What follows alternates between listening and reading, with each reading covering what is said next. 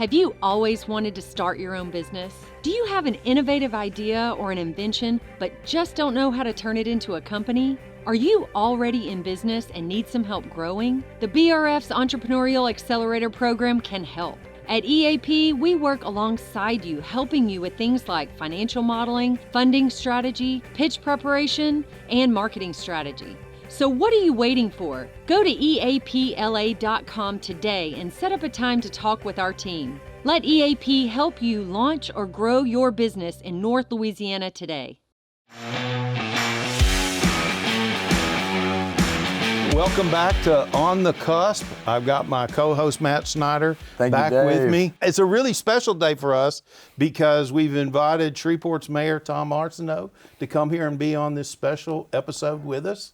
Thank you, Mayor. I'm privileged. Thank you. Thank you. We're finally making it, Dave. We're getting some real important people in here. Get somebody. Normally what we do is we invite entrepreneurs, and you're an entrepreneur, okay, to come in and we talk about great things that are happening in Shreveport from a small business and an entrepreneurial standpoint. Terrific. And we've had a lot of great people come on the show.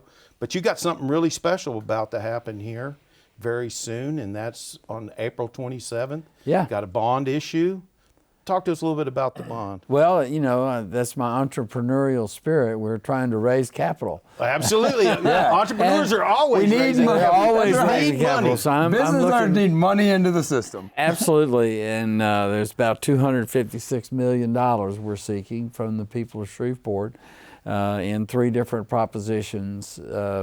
We have not reinvested in our city in quite a while. The last major bond issue passed in 2011, and if you take a look at a chart, and in some of my talks, I have actually a graph that shows kind of what's happened to our property tax millage, and it has declined significantly between 2003 and now. And the reason is we have not reinvested in our community. And if you drive around, it's most noticeable with streets. If you drive around or you go to our parks or you go to our recreational centers, you will see that they reflect that we haven't reinvested in them in quite some time. And the whole decline of the property tax millage is in debt service. And the reason that's in debt service is that's how we pay for capital improvements. So there's not money in our operating budget to do major capital improvements. That's not the purpose of that.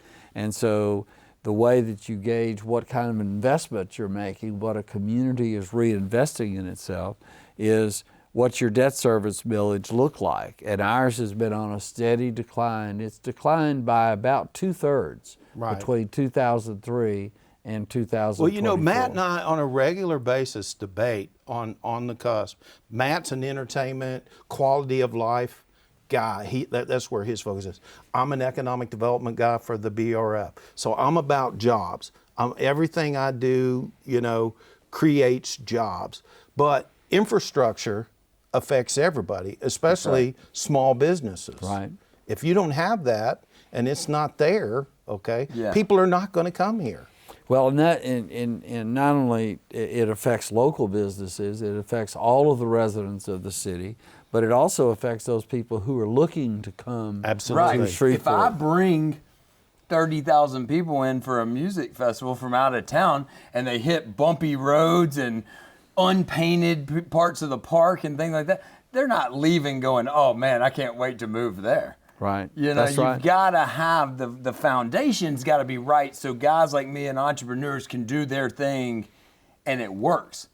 It's like you can buy, I always say to marketing clients, you can buy billboards all day, but if your art's terrible and your message is terrible, don't expect your sales to change. Right. It's not going to change anything. Now, you did this bond development different, and in most cases. Tell us about how you went out and put a team together made up of a lot of the entrepreneurs that have been on this show, and other business people. I planned it that way. Well, good. You did great. Okay. We know the same circles. Yeah, we know. obviously. Absolutely. Tell us about how you brought that team together to pick the projects. The most important thing to me is I knew that out of all the things that need to be done in the city, we weren't going to be able to do all of them. And so someone has to help you make those priorities, or else you come up with priorities and then you kind of dictate how they're going to be done. I did not feel that that was the appropriate way to do this. So what we did was I appointed 20 people for a Citizens Capital Improvements Committee and tasked them with doing the underlying work to make a recommendation to the people of Shreveport for bond improvements. So there were 14 that were appointed by the council members. Each council member had 2 appointees on this committee, and then initially there were 5 at large that were diverse, that were my appointments, and then in addition to that, the Central Trades Council requested to have somebody on to represent labor on the committee, so we appointed a 20th person. Those people took 17 or 18 meetings, including several listening sessions, at least 4, where what they were doing was they were gauging public viewpoints and adding projects. So what they started with was they invited each of the department heads that Water and Sewer, Public Works, SPAR, Fire, and Police. That's pretty much who uses capital improvements. Mm-hmm. So they came and they said, these are things that we think would be good for the city. So that was a couple of $100 million worth of projects. So then they went out and developed their own projects, and they added those to the list. And then they went to these listening sessions where people in the neighborhood said, this street ought to be done. And most of the comment that we had in the public was about streets and drainage. Those are the things that you see and you feel right away. Yeah, that's that pothole I'm hitting on Line Avenue that's every day. That's the pothole every day, or or your street has never been, your street is up in the Martin Luther King area, and it was annexed in the 1970s, and nothing's been done from now until then, just as an example. We've got several of those. So they came up with a list of about $450 million in projects. Well, we knew that that was too large. We knew we didn't want to go out with a $500 million in needs, although we have a $500 million in needs. So that's when the committee really began to have discussions about what were the priorities. And I'm really pleased to say that the committee based its priorities on needs rather than politics. And it's reflected now, as it turns out, they're fairly evenly distributed across the city, which, you know, that's something that you would like to see politically. Yeah. But it wasn't something that we necessarily set out to see, but as a result of the diversity of the committee itself and the needs of the city, that's how it worked out. Well, that worked out perfect, I know. The other thing I've heard that in this particular case, the city's taken a different approach, and you're hiring a project manager, once this is approved, that will actually be responsible for the execution of the projects. One of the big concerns that people in the business community and the committee itself had was they did not feel like we were executing these projects, that we had not executed these projects as quickly as possible. And they felt that having a project manager who was in addition to whatever resources the city could address for these issues would cause these projects to be done in a more timely fashion. Now, you have to remember that unlike a business organization where you know you're going to do a particular project, before you go out to bid and do all that, you would do the planning and the design of that project. We don't have money to do that until we actually pass. So for example, on these streets, The streets are not designed, so they're estimated, and we're pretty good at estimating, and we take inflation into account when we make those estimates. But until the voters approve a bond issue, and until we sell the bonds, there's not money to actually do the design so that those streets can be bid. So on streets projects, there's a little bit of a delay, but what we're hoping to do is we're going to have a project manager who will be pressing on that design and then pressing it to bid and then pressing with a notice to proceed so that these things will go. We hope that within 5 years, all of these projects will be complete, but it'll take that amount of time. 5 years. 5 years. Is there a goal in mind with how much of these projects would be done by local businesses and people? Well, we'd obviously much prefer that they be done by local businesses and people, but all of these projects exceed the amount that requires public bid. So all of these will have to be publicly bid, and whoever the lowest qualified bidder is will get the job. And that's the way that government has to work. You know, sometimes, now it's possible that we could engage in some design build, and we'll take a look at that. That's a little bit of a modification of that, and the project manager may enable us to do that. But we haven't looked at those particular issues yet because we don't have the money yet. Do you foresee I want to make sure we don't put the cart before the horse. The project manager, is that someone that will be hired and that'll be a full-time position at the city? No, they're probably going to be a contractor. There'll be an outside contractor who won't be part of the city. That produces some local contractor input, and we'll certainly be looking for that for this bond issue. This $256 million worth of projects over 5 years is quite a lot, and then we've also got about $20 million left in the 2021 bond issue that will be sold. That we haven't sold all the bonds for that. We've got a couple of projects that we're major in that, the main would being the reconstruction of the police headquarters. That's most of that $20 million. It's under design right now, so we've executed the architect's contract for that. You said earlier you've been out talking to a lot of people around the city about the bond on that. Do you feel strong? How do you feel about the community support for the bond issue? The response that I'm getting has been overwhelmingly positive, even though it does eventually result in some increased property taxes. The good thing about it is the way that we're going to structure this, and even including the 20-something million dollars that will be sold under the 2021 bond issue, with that and then selling these bonds a third at a time, a third in 24, a third in 25, a third in 26, we anticipate that we will not have to raise property taxes in 2024, 2025, or 2026. We'll have very moderate increases in property taxes in 27, 28, and then going forward, because these bonds are 20-year or 30-year bonds. Right.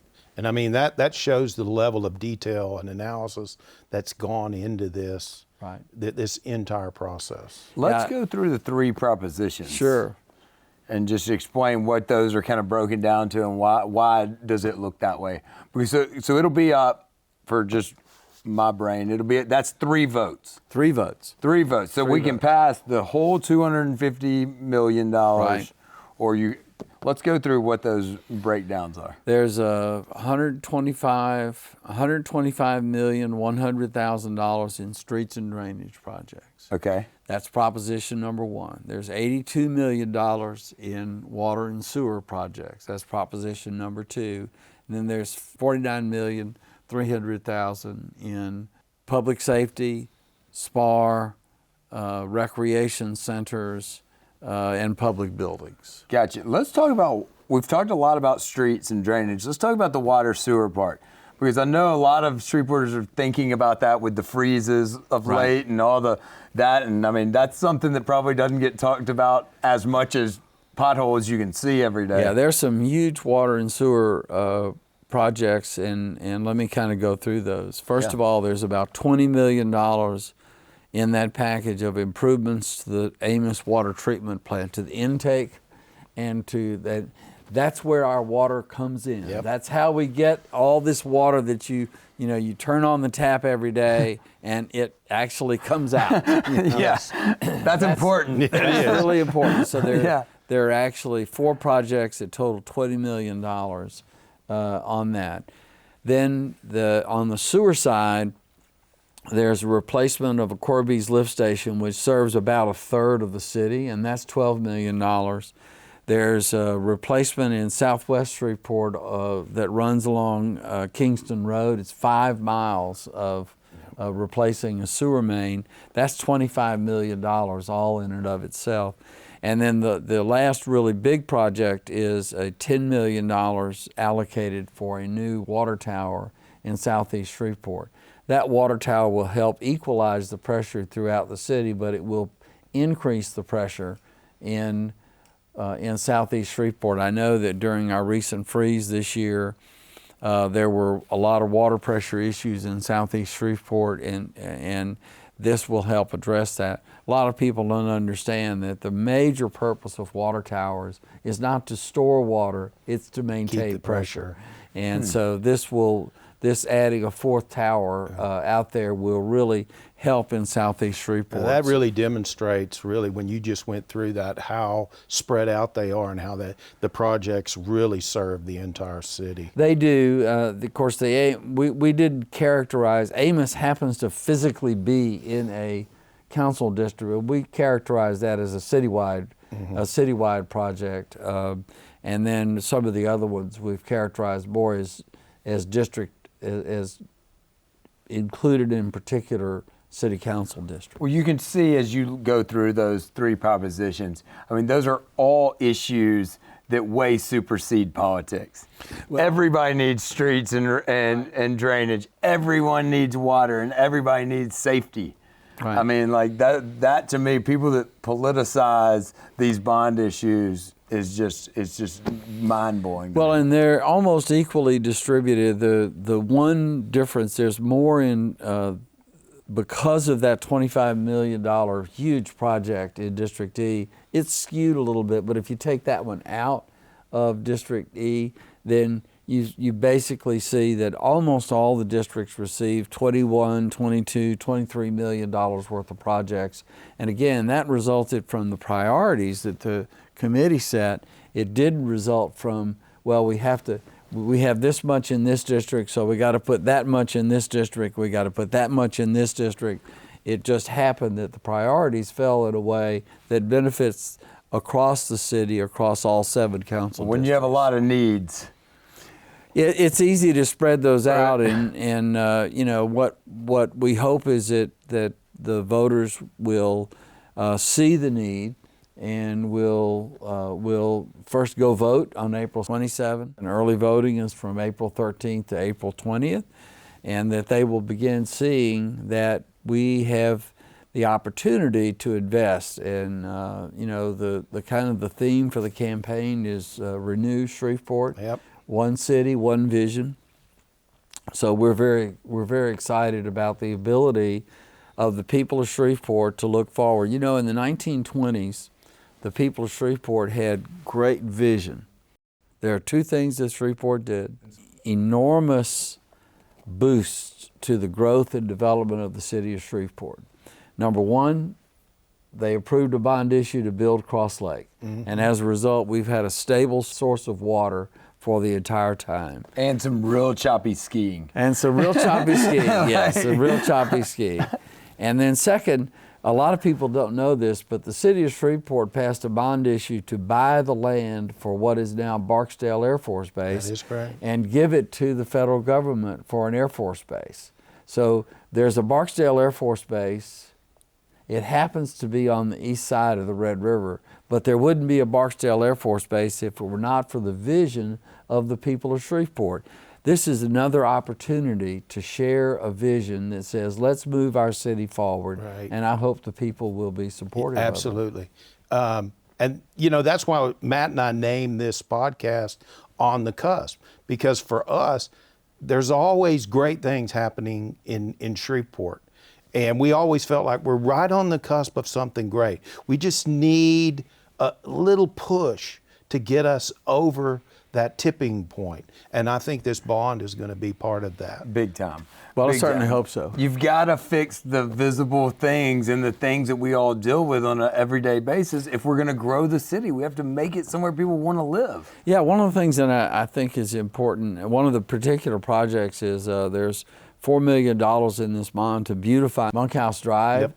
That's where people come in at the airport. It's the That's first where thing they people see. leave out of the airport. It's the first thing they see and the last thing they see. So it's very important that we beautify. And a lot of people don't realize how many people actually in this region use the Shreveport Airport. That is an under-realized point. And I know Every that the time I'm Shreveport, there, the airport guys, they're working hard out there. They've got some things, but I'm 100% with you on Monkhouse Drive, and I think that's really important. You come into Shreveport, you only want to see the best. That's right Yeah. there. You know, sometimes we think that we do all of this for people who are coming in, who might come in, but there's also, out of the $125 million for streets, there's $52 million for neighborhood streets. These are streets that have either deteriorated or have really never been improved. And they're scattered throughout the city. They're particularly in areas that have older infrastructure, so that we're redoing those so that actual people where they live are going to see. Yep, they're going to see a difference. They're right going there to in see their a difference community. right where they live. and I think that that's map. important. I think when the map comes out, that shows all the projects, I think a lot of people are going to be surprised. There's some stunningly poor streets in our city. Yes. In neighborhoods. There Yes. really are. I mean, I'll just tell a story. I was passing a school bus going to Eden Gardens in Cedar Grove about 5 or 6 years ago, and tried to pass a school bus, and one of us was going in a ditch, and it was me. Thankfully, thankfully I took the one, but I sat in that ditch till I got pulled out. And it's just the street. Some of those streets just are desperately needing this repair. So we're rooting for you. Well, there's a lot 100% in away. there's a lot in Moortown and Queensboro and Martin Luther King, those areas that really have been neglected by the city over decades, and it's time to change some of that. So we're hoping that people will see that they have a lot of benefit in their own neighborhoods. and that Everyone they'll do benefits this. from this. Absolutely. Everybody does. Definitely. Well, April 27th. April 27th. April 27th. Polls are open, I believe, from it's a Saturday, so it's 7 in the morning until 8 at night, and then early voting at the 2 locations for early voting between the 13th and the 20th, except for Sunday the 14th. And Let's have a record turnout. I hope so. Let's have a record turnout and vote it up. And let's pass all 3 propositions. All 3 None of this. propositions. Come on, just all 3 . Let's go fix the city and Great make it a thing for better the place city. to live. We Well, hope Mayor, so. thank you for being on the cusp, My pleasure. and we're happy to have you here. Thank you. Yeah. I look forward to coming back and visit with you a later day. We will. We'll do that. Once Yeah, it's done, we'll yeah. come back and we'll talk about Super. the projects. We thank you That'd be very awesome. much. Thank you, Super. Mayor.